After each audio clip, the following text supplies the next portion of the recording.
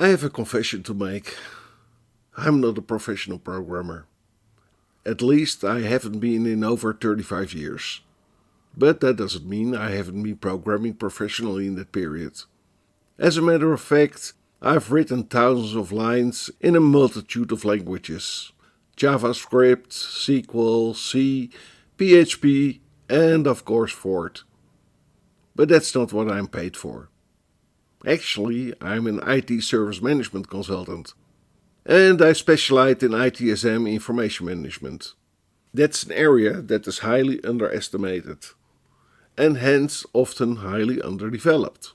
So, pay attention. IT service management is information, and I will tell you why. When I started my career, desks were empty. Yes, you hear me correctly, no PCs.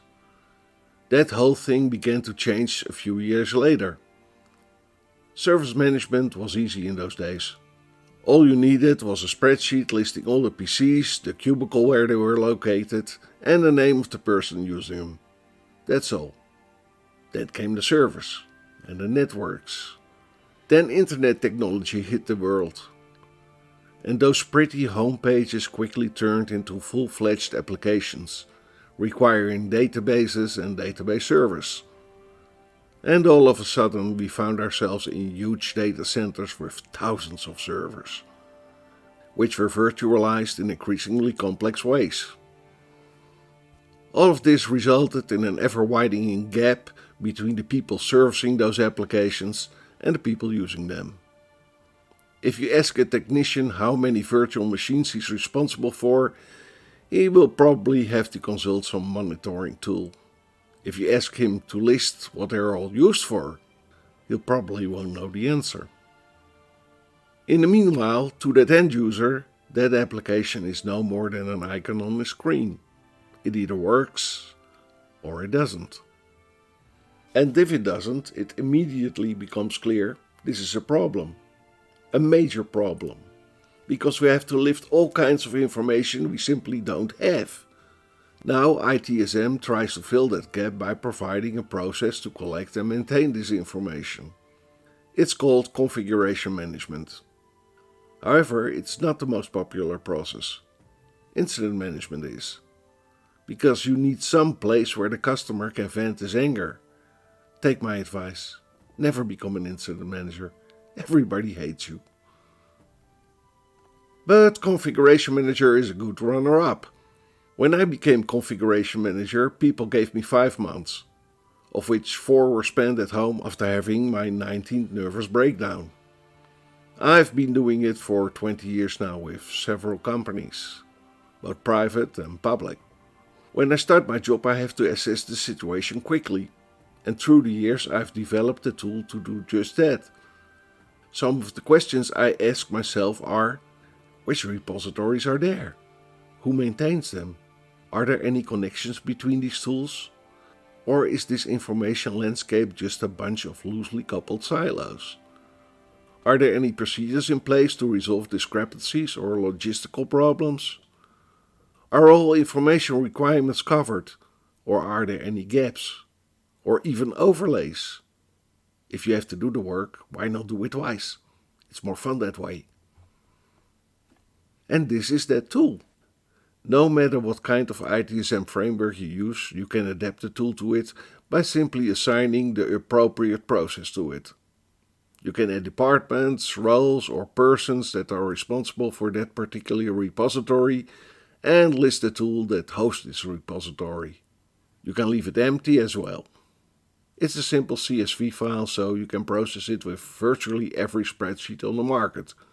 With one simple command, you can read it in and start your analysis to see where the gaps are.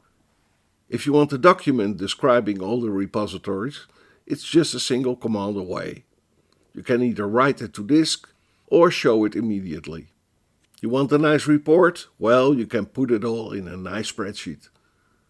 But the most useful thing it can do is to make a graph of all kinds of different aspects.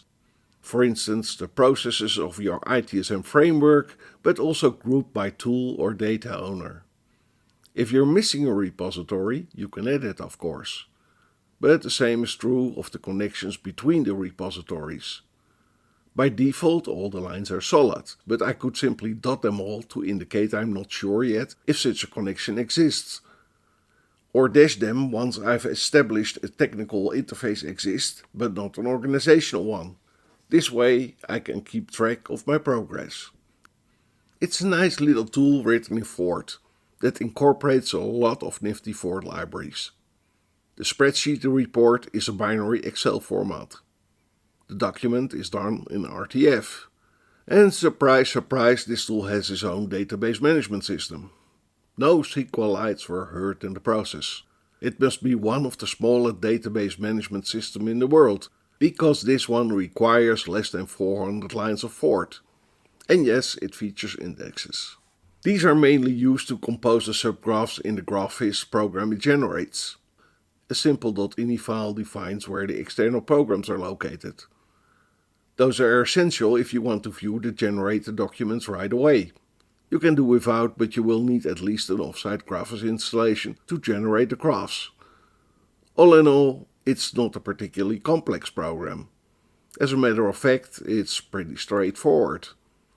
The built-in interpreter simply interprets and dispatches the commands you issue to the various routines. For instance, the save command simply calls a word named save structure, and that's it. Those words are pretty self-contained.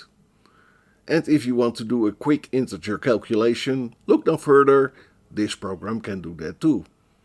It's a gimmick that requires almost no code.